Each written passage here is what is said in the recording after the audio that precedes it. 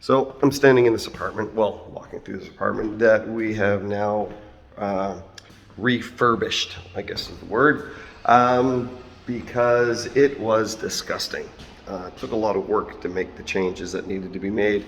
The paint that we had to put in was paint that covered up a lot of smell, a lot of the grime, because they had spent many years smoking in this apartment. So now there's no smell of smoke, which is kind of nice. We had to put in all new floors.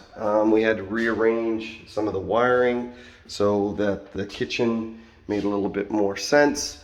Put in new lights, put in new countertops. See, we did a lot of work to make this thing an apartment that somebody would want to live in. But now I'm waiting. I'm waiting for somebody to come and appreciate the work that I've done.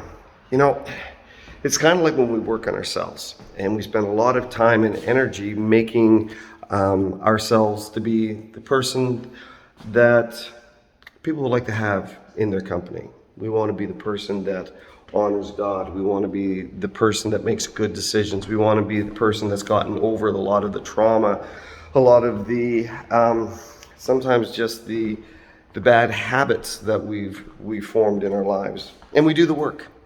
And our lives get better, and we get to a place where that, you know what, I'm doing okay now. And then we turn around, nobody's there. Despite the fact that we've done all the work, we've made ourselves more of who God wants us to be. We've allowed God to come into our lives and to change us and to restore us and to just create in us a clean heart kind of thing. There's nobody there to appreciate it. So what do? We wait. Sometimes it feels like we're waiting in an empty apartment and say, God, who's going to appreciate this? And God says, wait.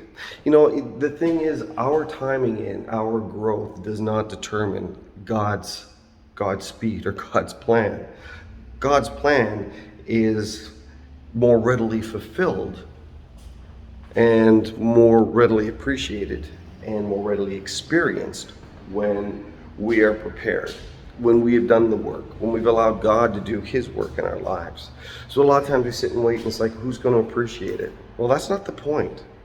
The point isn't that we're doing it so other people will like us. The reason we're doing it is because, or the reason we should be doing it, is because we want to honor God. We want to be able to honor God. We want to be able to look in the mirror and say, this is a person that desired to be more of who God has created them to be. This is a person who's been submissive, and this is a person who's been obedient. And then in the right time, God will bring the right people into our lives, or God will bring the right opportunity, or God will bring us to the right place. But as much as we need to trust that God is working in our inward life, we also need to recognize that God is working in our outward life. God is doing things out of our control to bring them into our presence. So as much as you're working on the inside, and that's awesome, that's great, recognize that God is working on the outside. God is preparing your world for your heart. Hope that's an encouragement to you. God bless you.